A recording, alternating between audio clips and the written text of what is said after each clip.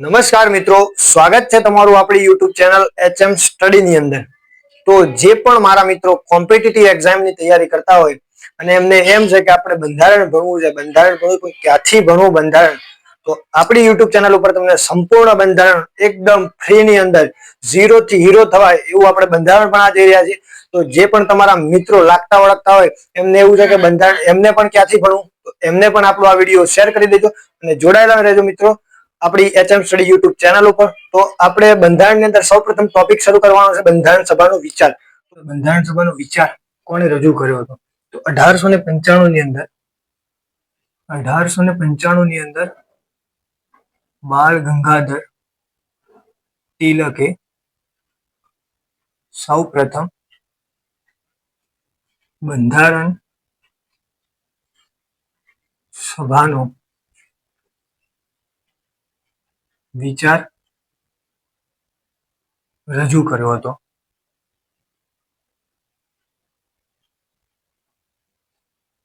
અને તેમના ટાઈમની અંદર બે મહોત્સવ શરૂ થયા હતા. તો 1895 ની અંદર બાળ ગંગાધર તિલકે સૌપ્રથમ બંધારણ સભાનો વિચાર રજૂ કર્યો અને તેમના ટાઈમની અંદર એક શિવાજી મહોત્સવ અને બીજો હતો ગણેશ મહોત્સવ.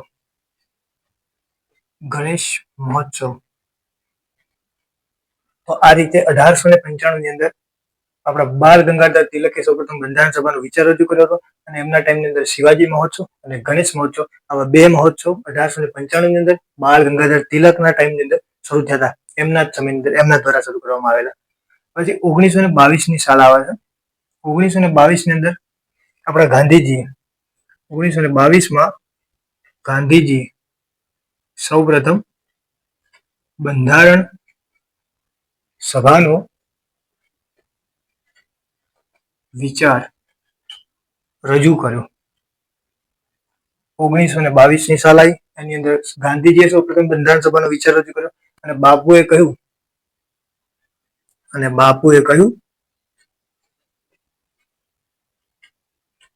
કે ભારતનું જે બંધારણ છે, ભારતનું બંધારણ એ ભારતના લોકોની ઈચ્છા અનુસાર હોવું જોઈએ અને તે બંધારણ ભારતના લોકોના ઈચ્છા અનુસાર હોવું તો જોઈએ ખરું, પણ નિષ્ણાતો દ્વારા બનેલું હોવું જોઈએ. તો 1922 ની અંદર ગાંધીજીએ સૌપ્રથમ બંધારણ સભાનો વિચાર રજૂ કર્યો અને બાપુએ કહ્યું ભારતનું બંધારણ ભારતના લોકોની ઈચ્છા અનુસાર હોવું જોઈએ અને તે બંધારણ ભારતના લોકો તથા નિષ્ણાતો દ્વારા બનેલું હોવું જોઈએ અને તે બંધારણ ભારતના લોકો તથા નિષ્ણાતો દ્વારા બનેલું હોવું જોઈએ. તો 1922 ની અંદર ગાંધીજીએ એમને સૌપ્રથમ બંધારણ સભાનો વિચાર રજૂ કર્યો અને બાપુએ શું કહ્યું કે ભારતનું બંધારણ છે એ ભારતના લોકોની ઈચ્છા અનુસાર હોવું જોઈએ અને તે બંધારણ ભારતના લોકો તથા નિષ્ણાતો દ્વારા બનેલું હોવું જોઈએ. 1922 ની અંદર ગાંધીજીએ કીધું. 1895 બાળ ગંગાધર તિલકે સૌપ્રથમ બંધારણ સભા રચવાનો વિચાર રજૂ કર્યો અને બાળ ગંગાધર તિલકે બે મહોત્સવ શરૂ કર્યા હતા. કયા? એક તો શિવાજી મહોત્સવ અને બીજો ગણેશ મહોત્સવ. 1922 ની અંદર ગાંધીજી આવે છે. એમણે શું કીધું? એમણે બંધારણ સભાનો સૌપ્રથમ વિચાર રજૂ કર્યો અને એમણે એવું કીધું કે ભારતનું જે બંધારણ છે ભારતના લોકોની ઈચ્છા અનુસાર હોવું જોઈએ અને તે બંધારણ ભારતના લોકો તથા નિષ્ણાતો દ્વારા બનેલું હોવું જોઈએ, આવું મહાત્મા ગાંધીજીએ કીધું. ત્યારબાદ 1928 ની અંદર નહેરુ રિપોર્ટ આવે છે. નહેરુ રિપોર્ટ 1928 ની અંદર નહેરુ રિપોર્ટ કોણ બહાર પાડે છે? તો નહેરુ રિપોર્ટ છે એ જવાહરલાલ નહેરુના પિતા મોતીલાલ નહેરુ દ્વારા નહેરુ રિપોર્ટ બહાર પાડવામાં આવે છે. આ નહેરુ રિપોર્ટ છે એ જવાહરલાલ નહેરુ, જે આપણા સૌપ્રથમ વડાપ્રધાન હતા, બરાબર? તો જવાહરલાલ નહેરુના પિતા મોતીલાલ નહેરુ દ્વારા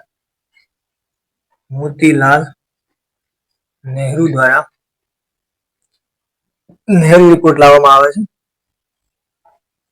નહેરુ રિપોર્ટ બહાર પાડવામાં આવે છે. 1928 ની અંદર નહેરુ રિપોર્ટ આવે છે. નહેરુ રિપોર્ટની અંદર શું છે? તો જે નહેરુ રિપોર્ટ છે એ જવાહરલાલ નહેરુના પિતા મોતીલાલ નહેરુ દ્વારા બહાર પાડવામાં આવે છે. એની અંદર 4 વસ્તુની માંગણી કરવામાં આવે છે. એક તો સ્વરાજની માંગણી કરવામાં આવે છે, આપણે બોર્ડ વર્ક કરીને જોઈ લઈએ. એક સ્વરાજની માંગણી કરવામાં આવે છે.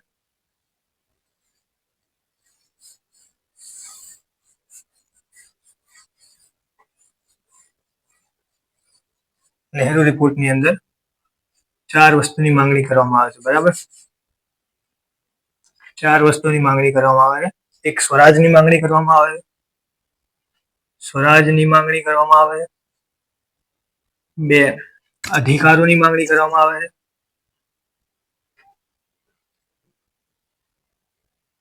માંગ કરવામાં આવે છે. 3 સિદ્ધાંતોની માંગણી કરવામાં આવે છે. સિદ્ધાંતોની માંગ કરવામાં આવે છે. અને ચોથું છે આપણું ભાષા આધારિત પ્રાંતની માંગણી કરવામાં આવે છે. ભાષા આધારિત પ્રાંતની માંગ કરવામાં આવે છે. જો 1928ની સાલની અંદર નહેરુ રિપોર્ટ બહાર પાડવામાં આવે છે. નહેરુ રિપોર્ટ કોણ બહાર પાડે છે? તો નહેરુ રિપોર્ટ છે જવાહરલાલ નહેરુના પિતા મોતીલાલ નહેરુ દ્વારા બહાર પાડવામાં આવે છે. હવે નહેરુ રિપોર્ટની અંદર શું કર્યું હતું? નહેરુ રિપોર્ટની અંદર 4 વસ્તુની માંગણી કરી હતી. કઈ? તો એક તો સ્વરાજની માંગણી કરી હતી, બીજું એક અધિકારોની માંગણી કરી હતી, સિદ્ધાંતોની માંગણી કરી હતી અને ભાષા આધારિત પ્રાંતની માંગણી કરી હતી. હવે નહેરુ રિપોર્ટનો અસ્વીકાર થાય છે.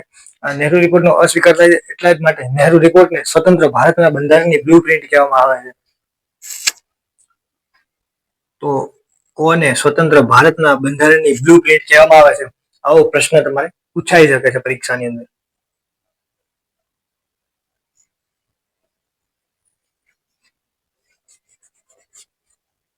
નહેરુ રિપોર્ટની અંદર આ 4 વસ્તુની માંગણી કરવામાં આવે છે. એક તો સ્વરાજની માંગણી કરવામાં આવે છે, અધિકારોની માંગણી કરવામાં આવે, સિદ્ધાંતોની માંગણી કરવામાં આવે, ભાષા આધારિત પ્રાંતની માંગણી કરવામાં આવે છે. આટલી વસ્તુ માંગવામાં આવે છે તો આ નહેરુ રિપોર્ટનો અસ્વીકાર થાય છે. અસ્વીકાર થાય છે એટલા જ માટે નહેરુ રિપોર્ટને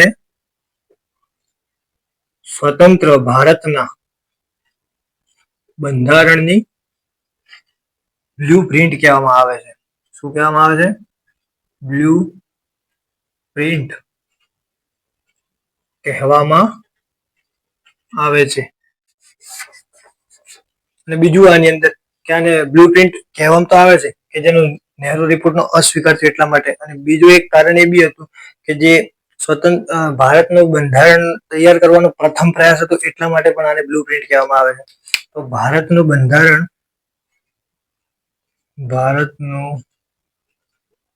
બંધારણ તૈયાર કરવાનો પ્રથમ પ્રયાસ હતો એટલા માટે પણ અને કોને? નહેરુ રિપોર્ટને બ્લુપ્રિન્ટ કહેવામાં આવે છે. આપણે જોઈ લીધું કે 1895 ની અંદર બાળ ગંગાધર તિલક શું કરે છે? તો બાળ ગંગાધર તિલકના ટાઈમની અંદર સૌપ્રથમ બંધારણ સભા રચવાની માંગ કરવામાં આવે છે. બાળ ગંગાધર તિલકની અંદર કયા તહેવારોની શરૂઆત કરવામાં આવે છે? તો એક શિવાજી મહોત્સવ છે એની શરૂઆત કરવામાં આવે છે. બીજો એક ગણેશ મહોત્સવ છે એની શરૂઆત કરવામાં આવે છે. 1922ની સાલની અંદર મહાત્મા ગાંધીજી આવે છે. મહાત્મા ગાંધીજીએ સૌપ્રથમ બંધારણ સભા રચવાનો વિચાર રજૂ કર્યો અને બાપુ એવું કહ્યું કે ભારતનું જે બંધારણ છે એ ભારતના લોકોની ઈચ્છા અનુસાર હોવું જોઈએ. અને તે બંધારણ ભારતના લોકો તથા નિષ્ણાતો દ્વારા બનેલું હોવું જોઈએ એવું આપણા મહાત્મા ગાંધીજીએ કીધું. 1922ની સાલની અંદર 1928ની સાલ આવે છે એ વખતે નહેરુ રિપોર્ટ બહાર પાડવામાં આવે છે. નહેરુ રિપોર્ટ કોણ બહાર પાડે છે? તો જવાહરલાલ નહેરુ છે એમના પિતા મોતીલાલ નહેરુ દ્વારા નહેરુ રિપોર્ટ બહાર પાડવામાં આવે છે. અને એની અંદર 4 વસ્તુની માંગણી કરવામાં આવે છે. સ્વરાજની માંગણી કરવામાં આવે છે, અધિકારોની માંગણી કરવામાં આવે છે, બીજું એક સિદ્ધાંતોની માંગણી કરવામાં આવે છે અને ભાષા આધારિત પ્રાંતની માંગણી કરવામાં આવે છે. આ ટોટલ 4 વસ્તુની માંગણી કરવામાં આવે છે એટલા માટે નહેરુ રિપોર્ટનો અસ્વીકાર કરવામાં આવે છે. સરકારે નહેરુ અહેવાલનો અસ્વીકાર કર્યો. તો પછી સરકારે નહેરુ રિપોર્ટનો અસ્વીકાર કર્યો એટલા માટે નહેરુ રિપોર્ટને સ્વતંત્ર ભારતના બંધારણની બ્લુપ્રિન્ટ કહેવામાં આવે છે. બીજું એક એને બ્લુપ્રિન્ટ કહેવાનું કારણ એ બી હતું કે ભારતનું બંધારણ તૈયાર કરવાનો આ પ્રથમ પ્રયાસ હતો એટલા માટે પણ આને બ્લુપ્રિન્ટ કહેવામાં આવે છે. ભારતનું બંધારણ તૈયાર કરવાનો પ્રથમ પ્રયાસ હતો એટલા માટે પણ આને નહેરુ રિપોર્ટને બ્લુપ્રિન્ટ તરીકે પણ ઓળખવામાં આવે છે. હવે આ નહેરુ રિપોર્ટનો અસ્વીકાર થાય છે, બરાબર. 1928ની સાલની અંદર. તો 1929ની સાલની અંદર લાહોરની અંદર રાવી નદીના કિનારે ઇન્ડિયન નેશનલ કોંગ્રેસ આઈએનસી નું અધિવેશન ભરાય છે. 1929ની સાલની અંદર લાહોરની અંદર રાવી નદીના કિનારે આઈએનસી નું અધિવેશન ભરાય છે. એના અધ્યક્ષ હતા આપણા જવાહરલાલ નહેરુ, અને જવાહરલાલ નહેરુ દ્વારા જ પૂર્ણ સ્વરાજનો ઠરાવ પસાર કરવામાં આવ્યો 1929ની સાલની અંદર. તમને પરીક્ષાની અંદર પ્રશ્ન પૂછાય કે પૂર્ણ સ્વરાજનો ઠરાવ છે એ કઈ સાલની અંદર પસાર કરવામાં આવ્યો? તો 1929ની સાલની અંદર કોના દ્વારા પસાર કરવામાં આવ્યો? તો જવાહરલાલ નહેરુ દ્વારા.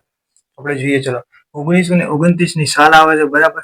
હવે નહેરુ રિપોર્ટ હતો આપણો 1928ની અંદર નહેરુ રિપોર્ટ હતો. નહેરુ રિપોર્ટનો અસ્વીકાર થયો. 4 વસ્તુની માંગ કરી હતી એટલા માટે એનો અસ્વીકાર કર્યો સરકારે, બરાબર.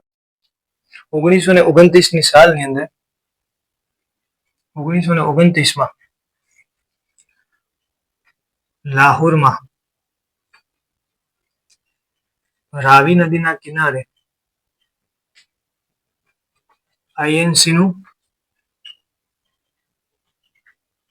અધિવેશન ભરાય છે, અને આ અધિવેશનના અધ્યક્ષ હોય છે આપણા જવાહરલાલ નહેરુ. આ અધિવેશનના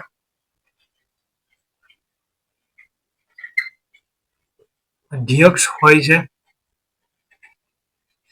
આપણા જવાહરલાલ નહેરુ. અસ્વીકાર થાય છે.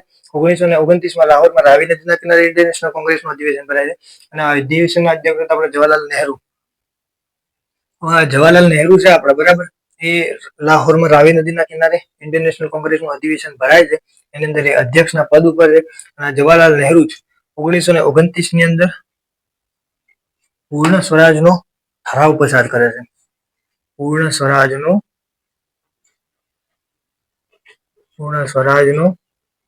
ઠરાવ પસાર કરે છે, અને 26 જાન્યુઆરી 1930ના રોજ પૂર્ણ સ્વરાજ દિવસ મનાવવામાં આવે છે. તો આ બે આઈએમપી પ્રશ્નો થઈ ગયા તમારા, કે 26 જાન્યુઆરી 1930ના રોજ પૂર્ણ સ્વરાજ દિવસ મનાવવામાં આવે છે. પૂર્ણ સ્વરાજ દિવસ મનાવવામાં આવે છે. તો જો 1929ની અંદર લાહોરમાં રાવી નદીના કિનારે ઇન્ડિયન નેશનલ કોંગ્રેસનું અધિવેશન કરાવ્યું.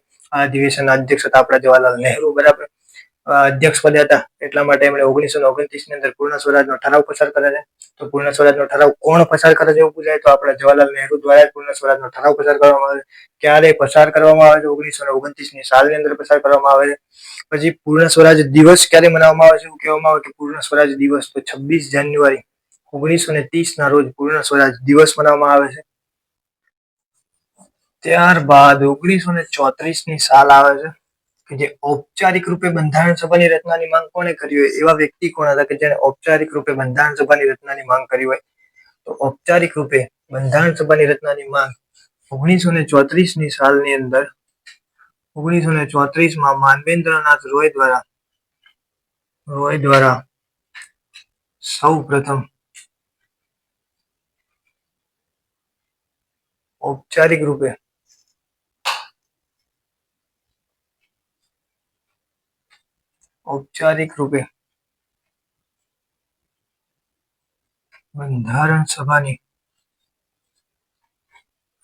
રચનાની માંગ કરવામાં આવે છે. તો 1934માં માનવેન્દ્રનાથ રોય દ્વારા સૌપ્રથમ ઔપચારિક રૂપે બંધારણ સભાની રચનાની માંગ કરવામાં આવે છે.